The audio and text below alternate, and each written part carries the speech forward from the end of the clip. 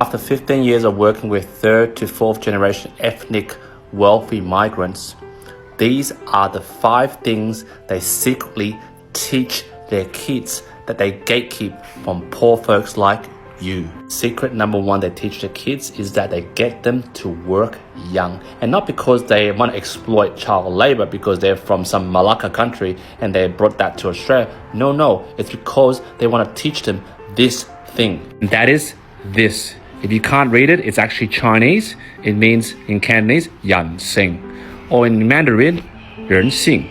To translate into simple English is to basically understand the exploitive, flawed nature of the human existence. To give you an example, I know a Chinese family that in many years ago owned all the Kodak stores in South Sydney. So what they do is they get their kids, which is basically, maybe about 7 to 8, to serve behind the counter. And obviously this child is standing on some sort of boxes, not high enough, to serve behind the counter and deal with simple transactions with their daily customers. And what the father wants to do by placing their child behind the desk and counter to serve these clients is not basically to save on money of not hiring staff, but they want their child to see 人性, which is basically to see the day-to-day nature of how the customers are when they deal with a transaction or money. For example, this child would see that some customers are greedy, some customers are stingy, and how some customers will return goods after buying from the Kodak store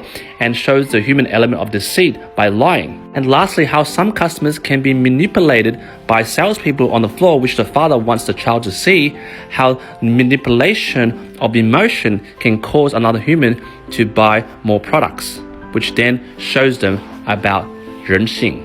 Running parallel to this existence of this child learning this by this wealthy third and fourth generation ethnic individual father is they have the poor folks over here running parallel to this event is a child at the same age sitting in a room by the tiger mother to study, basically alone studying and rote learning all this material.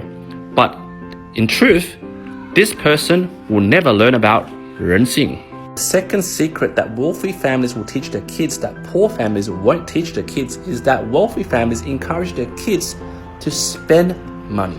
While the poor folk family, who basically tells their kid, study hard, get good grades so they can go to uni and get a job, will tell the kids, hey, don't spend all your money, save that money in that little money jar of yours. To give you an example, there was an experiment done where there were 2 kids, they were both given $10 each.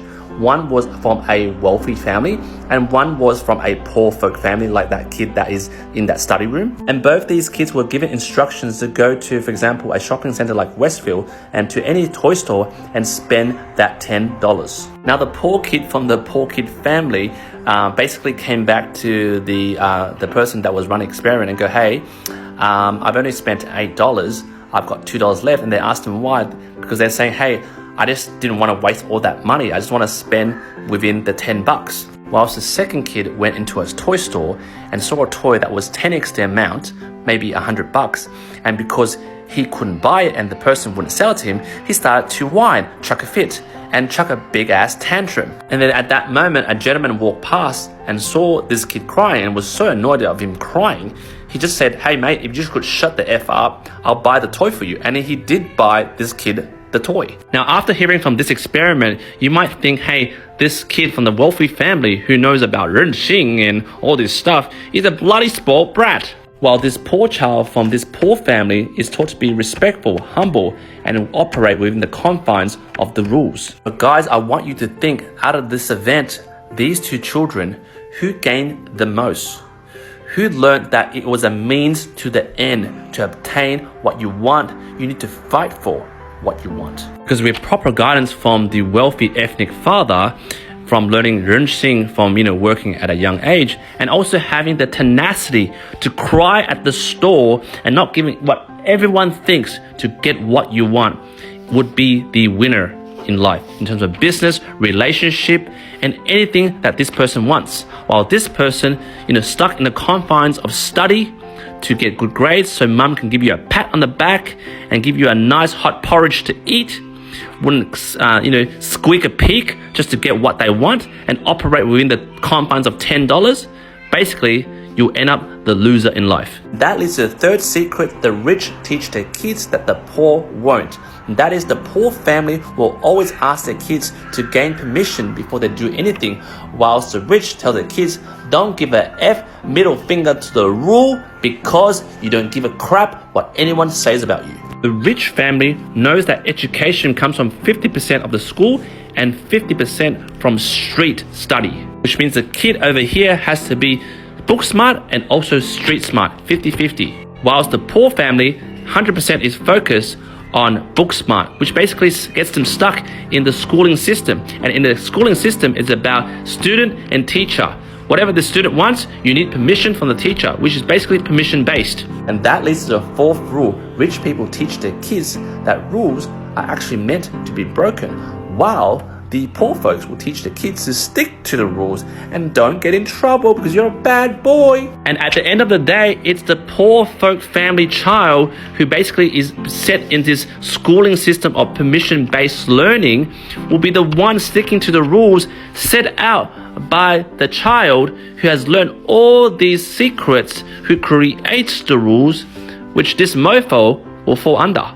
And yes, I do agree this child over here will probably have an IQ of 300 plus because he's been studying all his life on a rule-based, permission-based schooling system. While this person who's 50% street smart and 50% school smart might have an average IQ, average academics, but this person knows 人性. They end up to be the entrepreneurs, the business owners, the leaders that basically will run the business which your very studious child will be working under rules set up by them.